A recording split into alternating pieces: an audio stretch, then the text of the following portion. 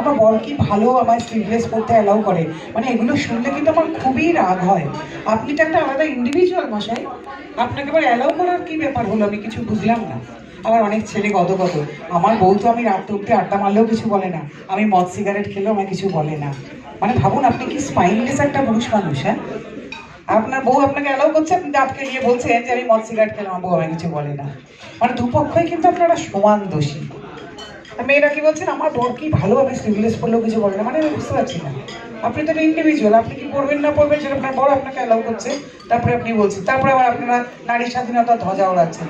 কোনোটাই কিন্তু ঠিক নয়, কেন কোনোটাই ঠিক নয়। ওমেন এম্পাওয়ারমেন্ট মানে নিজের টার্মস এন্ড কন্ডিশনে নিজের লাইফ বাঁচা।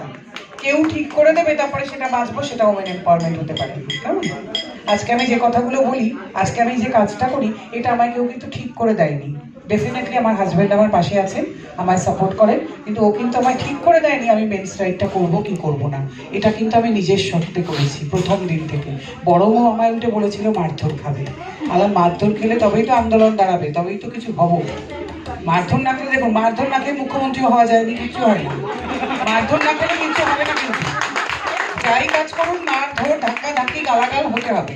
এই যে আমার রোজ গালাগাল শুনি, আমি রোজ রোজ রোজ কারণ অনেকে আমায় বলে আপনি কি বুঝবেন শ্বশুরবাড়ির চাপে যদি চাকরি ছেড়ে দিতে। আমি বুঝি না শ্বশুরবাড়ির চাপে আপনি চাকরি ছাড়বেন কেন, মানে এমন শ্বশুরবাড়ির ক্ষমতা হবে কেন আপনাকে চাকরি ছাড়াবার। মানে আপনি কিন্তু দুটোর মধ্যে চয়েসে ওটা বেছে নিচ্ছেন, কেন নিচ্ছেন?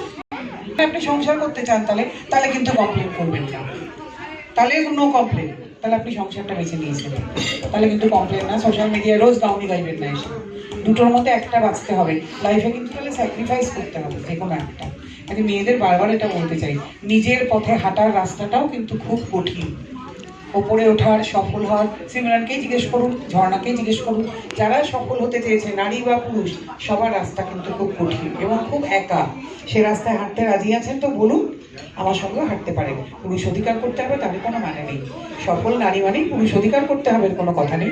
ও পুরুষ মানুষদেরও জানাই, নারীরা পাশে না থাকলে আপনাদের একটা আইনও পাওয়া হবে না, এটাও জেনে রাখবেন। এটা হবে না, কারণ আপনারা তো নিজেদের কথা নিজেরা বলতে পারেন না, সেই জন্য আমাদেরকে এগিয়ে আসতে হচ্ছে।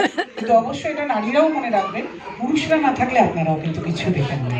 আপনাদের কথা যত সহজে পুরুষ মানুষ বলতে পেরেছেন, ওনাদের কথা তো ওনারা বলতে পারেন না। তাহলে আমাদের এখন কি কাজ? সেই ঋণ শোধ করার কাজ না?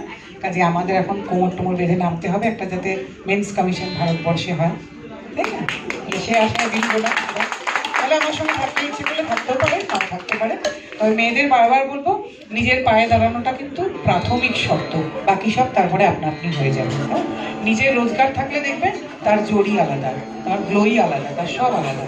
আর নিজের মা কাকিমাকে কখনো গিয়ে জিজ্ঞেস করবেন, এই যে যখন বলে না আমাদের সময় এমন ছিল না, মা কাকিমাকে হালকা করে জিজ্ঞেস করবেন তো, যে জীবনটা কাটিয়ে এলে সত্যি সেটা কাটাতে চেয়েছিলেন।